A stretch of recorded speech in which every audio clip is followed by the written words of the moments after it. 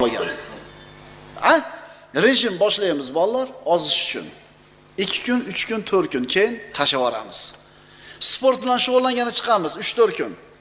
3-4 kun chiqamiz, keyin nima qilamiz? Mana shu bizda azmi qaror yo'qligi. Qaranglarda, g'ayri dinlar, kofirlar bir dunyo ishida bir katta maqsadni oldiga qo'yadi. Musulmon emas bu, kofir bu, mushrik bu, aroq ichadi, zino qiladi. Ammo shu maqsadiga yetkazadigan ishni mahkam ushlab qiladi.